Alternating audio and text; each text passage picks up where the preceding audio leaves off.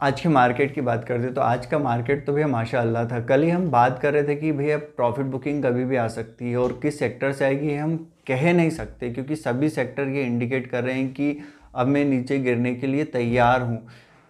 2 दिन की अगर हम रैली देखें शुक्रवार और मंडे की, तो वो सिर्फ आईटी ड्रिवन थी। बाकी के जो सेक्टर्स थे उन्होंने उसमें पार्टिसिपेशन नहीं लिया था, बल्कि वो जितने भी बढ़ने के बावजूद भी वो पूरा इंडिकेट कर रहे थे कि हम नेगेटिव हैं।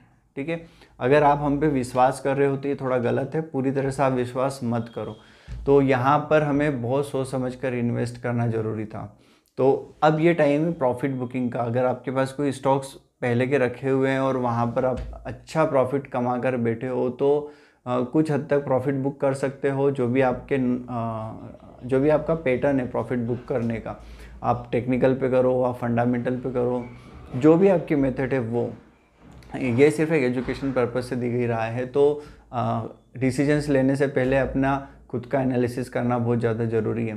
तो हम वापस आते हैं, आज जो मार्केट में प्रॉफिट बुकिंग आई है वो ग्लोबल संकेतों की वजह से आई और साथ ही साथ एचडीएफसी बैंक के रिज़ल्ट की वजह से। एचडीएफसी बैंक के रिज़ल्ट के चलते आज बैंक निफ्टी में बड़ी फॉल आया और उसी की वजह से निफ्टी में एक बड़ा फॉल आया। आज बैंक निफ्टी सिंगल डे में करीब 4.5% नीचे गिरा। वहीं अगर हम निफ्टी की बात करें तो निफ्टी करीब 2% नीचे गिरा है। आप मेटल देखो, डॉलर इंडेक्स अगर आप देखोगे तो वो 103 पर जा चुका है। तो डॉलर इंडेक्स की वजह से मेटल में प्रेशर बन रहा है और मेटल आप देखोगे 3% आज नीचे था इंडेक्स।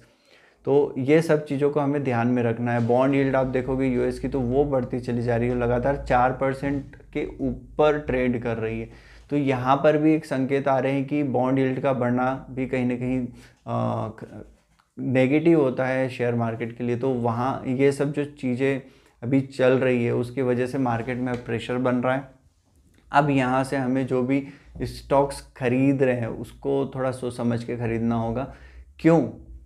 क्योंकि यहाँ से आपके रिस्क टू रिवॉर्ड रेशो जो है वो अनफेवरेबल हो जाएंगे। और उसके पीछे एक ही कारण होता है कि सपोज़ आपने जो भी आपका बाइंग स्टाइल है वो फंडामेंटल होगा या टेक्निकल होगा। स्विंग ट्रेड आप कर रहे हो तो टेक्निकल ज़्यादा होता है। आपका रिस्क अगर आप लेके चल रहे हो 4% का या 8% का, ठीक है, अगर आप 8% का ले रहे हो तो ऐसे टाइम पे आपको उसको खींच के 4% 2% पे लेके आना ज़रूरी है। क्यों?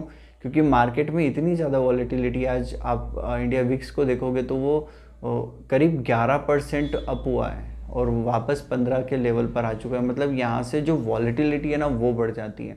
तो यहाँ से मूवमेंट दोनों तरफ बड़े बड़े आ सकते हैं, ऊपर की तरफ भी यानी एक शार्प रिकवरी भी आ सकती है और एक्सटेंडेड सेलिंग भी आ सकती है, दोनों हो सकते हैं। क्योंकि विक्स जो है वो इस बात को इंडिकेट कर रहा है कि अब वॉलेटिलिटी बढ़ रही है, तो एक ये भी डर है।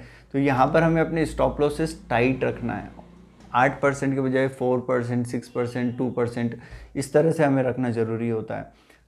दूसरी बात, हमारे जो बेटिंग एवरेजेस है वो ख़राब होने लग जाएंगे। जैसे कि अभी तक ये हो रहा था कि आप 5 स्टॉक्स खरीदते थे तो 5 में से 3-4 चल जाते थे।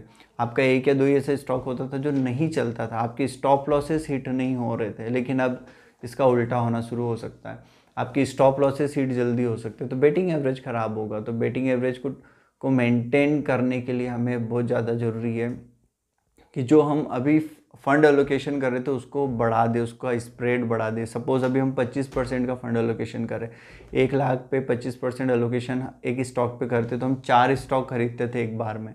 अब उसको हमें 15% या 10% का कर देना चाहिए, यानी अब हम 6 स्टॉक या 10 स्टॉक खरीदेंगे। इससे ये होता है कि अगर मेरे बेटिंग एवरेजेस ख़राब हैं, ठीक है ना, उन सभी के बावजूद भी मेरा रिस्क टू रिवॉर्ड रेशो अब हाई हो जाएगा। क्योंकि अब मैं स्टॉप लॉस 2% 4% का रख रहा हूँ और मुझे 10% अगर रिटर्न मिलता है 2% के स्टॉप लॉस पे, तो मेरा 1:5 रिस्क रिवॉर्ड रेशो होता है। और यहाँ पर अगर मेरे जो बेटिंग एवरेजेस ख़राब भी होते हैं, ठीक है, अब मैं 50% 30% की रेंज में भी रहता हूँ तो भी मैं नेट टू नेट प्रॉफिट कमाऊँगा। तो यहाँ पर हमें इन बातों का ध्यान रखना चाहिए कि अब हम 8% वाले रिस्क पे नहीं जा सकते, स्टॉप लॉस पे नहीं जा सकते, हमें 2 से 4% की रेंज में ही चलना होगा। स्टॉप लॉस हिट होंगे ये हमें मान के चलना होगा, तो ये हमें ध्यान रखना है। दूसरी बात, अगर हम स्टॉक सिलेक्शन अभी कर रहे हैं तो एक बहुत आसान तरीका जो मैं आपको बता रहा हूँ, जब भी आप कोई स्टॉक सिलेक्शन करें या आप बैक टेस्टिंग करोगे किसी भी स्टॉक की, तो जब भी उसने बड़ा मूवमेंट दिया, जैसे हम रेलवे सेक्टर की बात करें, RVNL, IRFC ये चले हैं। IRFC ने जो हमें रिटर्न दिया एक महीने में करीब करीब 70-80% रिटर्न दिया, और अब पिछले सप्ताह में 40% के आसपास का रिटर्न दे चुके हैं।